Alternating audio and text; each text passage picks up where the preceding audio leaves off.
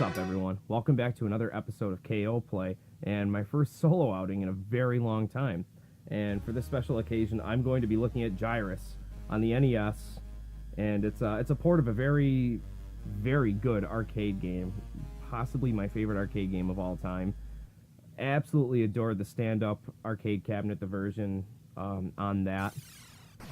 Played the hell out of it in my local arcade, Robot City Games, here in upstate New York. And as you can see, it takes place in our solar system, or a really messed up version of our solar system anyway. The planets are all out of order. But all the games were like, if I remember correctly, the stand-up either didn't have all the planets, or they too were in like a screwy order. I can't quite remember. It's been a little while since I visited the arcade and played anything. So yeah, getting right down to it, this is a very unique arcade game, and for those of you who haven't played it, it's got a sort of a Tempest thing going on where you see you're circling around the screen 360 degrees, shooting inward. I love it. I think it's a really, really cool way to play a game like this.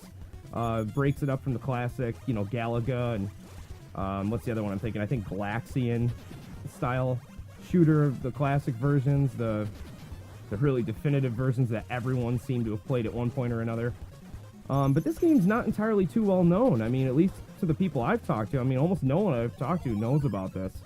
But that's just people and I know in person. I'm sure most anyone watching this has some idea of, at least, of what Gyruss is. Yeah, I prefer Gyruss to Galaga or Galaxian. By a long shot. I'm sure a lot of people would disagree. It's not the classic version. I get it, and I'm not saying this particular version of Gyruss either. I mean, but this game has some cool things going for it, though. I think it's neat that probably realizing that they weren't going to have an arcade perfect port, they tried to make something unique, and I appreciate that. It's a twist, that's for sure. Now, one of the things that makes this game unique are bosses. Like, for example, this one right here. It's not something that happened in the arcade version. Yeah, and I just went and died on the first boss. But it's kind of a cool addition. Not that they're incredibly hard or anything, but it is something new. It was all about reactions in the arcade. It was, you just tried to get the highest score all the time. And you're not playing for anything else really other than score here either. But yeah, it's just neat to see it. Some of the enemies are different as well. But they were, like I said, they retain the main style of Gyruss, and that's, I think, what's important here. Is, just the template for the game. And this is something that they've also retained as well, although not exactly the same. Yeah, if you can beat these chance rounds, you manage to shoot everything that flies past you. I forget exactly what you get, but they're neat, little bonus rounds.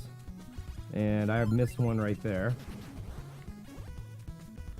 That's another unique thing about this. I remember in the arcade there was never a bomb that would blow up all the ships on screen, but that's helpful, I suppose. Oh man, what did I miss? Like 4 of them? What I get? Yeah, 36. So not too good this time around. Don't have the double shot. It'd be nice if I did, but I did get the 1-up out of the deal. But that's nice. Feel like I probably would have gotten another one. Alright, on to Pluto from Neptune. Then to Uranus. Eurectum.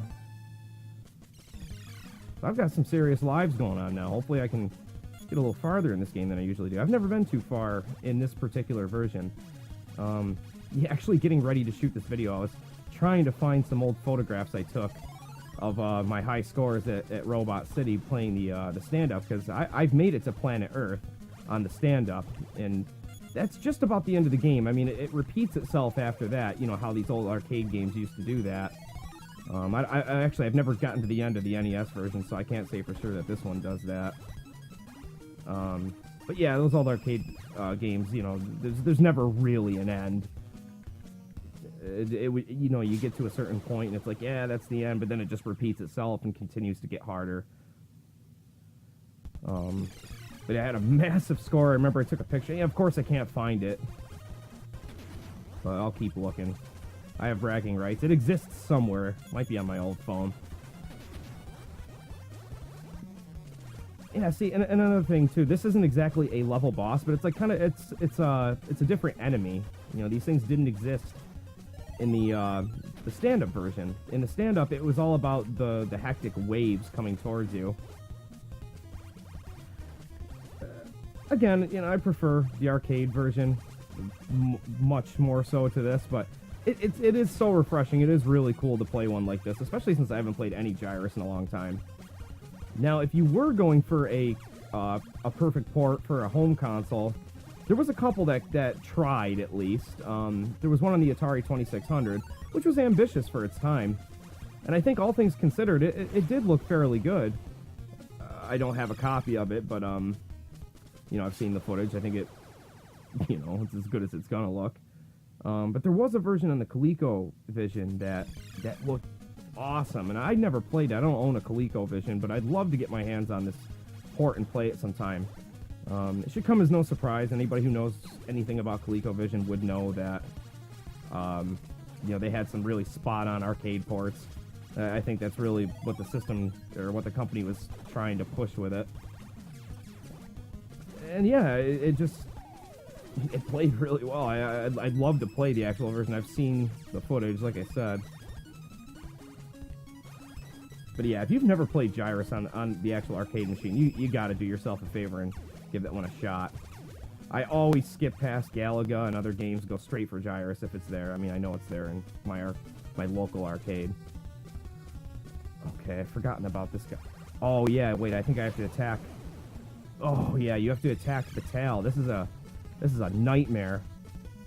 Yeah, because every time you get a shot in, he fires back at you, I believe. Gotta turn all the parts pink.